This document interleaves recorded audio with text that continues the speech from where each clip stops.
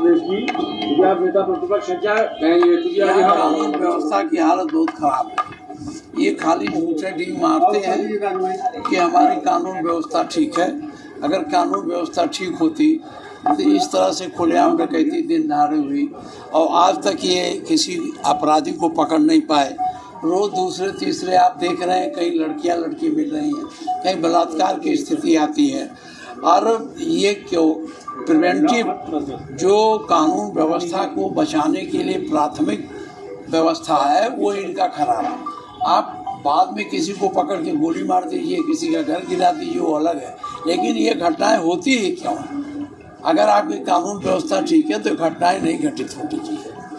आज supreme court ने एक निर्णय दिया है इसी बुलडोजर नीति पे ही, योगी की, कि बुलडोजर नीति पे का रिव्यू होना चाहिए बिना किसी उसके, उस पे क्या कहेंगे? देखिए, बुलडोजर नीति की हमने पूरी आलोचना की थी, पहले भी कहा था, असेंबली में कहा था, रोज हम कहते हैं। ये बुलडोजर नीति एक तरह से तानाशाही प्रवृत्ति का द्योतक है। कानून व्यवस्था प्रजातंत्र, रूल ऑफ लॉ, कानून का राज प्रजातंत्र होता है। कोई प्रक्रिया बिना कानून के नहीं हो सकता। ये किसी का भी होता है, किसका घर है उसको ले जाके गिरा देते हैं।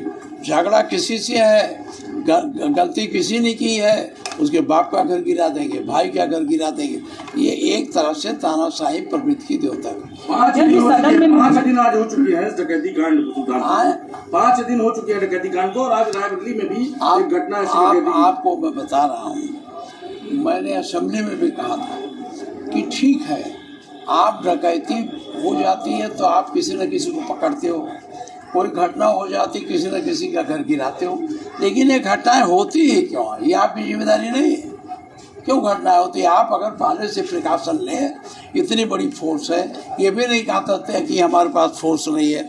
अब एक थाने में 70 सिपाही बीच के हो गए, 10 12 सब इंस्पेक्टर हो गए, एक इंस्पेक्टर हैं, सीओ हैं, इतनी बड़ी फोर्स है, आपका निचले स्तर तक आपका संबंध है, फिर क्यों नहीं रुक रही घटना है? इसके माने इनकी नीति लचर है, इनका इरादा कानून व्यवस्था को मुस्तैदी से लागू करने का नहीं। अध्यक्ष जी, सदन में आप विपक्ष के नेता हैं और आप अध्यक्ष भी रह चुके हैं। मुख्यमंत्री योगी आदित्यनाथ जी सदन में कहते हैं कि उत्तर प्रदेश में बेटी और व्यापारी दोनों सुरक्षित हैं और दिन दहाड़े लूट। अब आप हमें से क्या पूछते हो?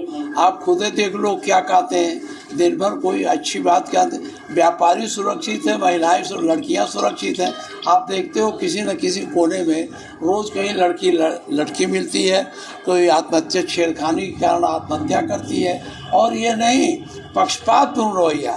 अभी जो बीटेक की छात्रा थी जिसके साथ इनके पदाधिकारियों ने बनारस में जो भी कहो किया था, रेप किया था, जेल गए थे। जेल भी जल्दी नहीं गए, अगर दूसरा होता तो उसका घर गिर जाता। वो जेल गए और इनकी लचर पैरवी से इन्होंने ठीक से पैरवी नहीं की, आज उनकी जमानत हो गई। तो पक्षपात है ना।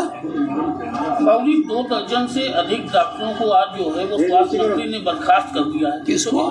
2 दर्जन से अधिक डॉक्टरों को स्वास्थ्य मंत्री ने बर्खास्त कर दिया। क्या बर्खास्ती से स्वास्थ्य विभाग सुधरेगा? देखिए, बर्खास्ती क्यों किया, क्या नहीं किया, मैं इस बारे में जानता नहीं हूँ। अभी लखनऊ पहुँचूँगा, मैं बाहर हूँ 2 दिन से, और बर्खास्ती से नहीं होगा। डॉक्टरों को आप जब तक समुचित सुविधा नहीं देंगे और तब तक वो डॉक्टर वहाँ नहीं रहेंगे। एक डॉक्टर प्राइवेट प्रैक्टिस करता है तो 4-5 लाख रुपया महीना कमा लेता है। आप उसे 1 लाख रुपये महीने पर देते हो तो उसकी उतनी रुचि नहीं है। इसलिए इनके लिए सुविधाएं बढ़ानी चाहिए और जो अस्पताल है उसका ढांचा भी कायदे से बनाना चाहिए।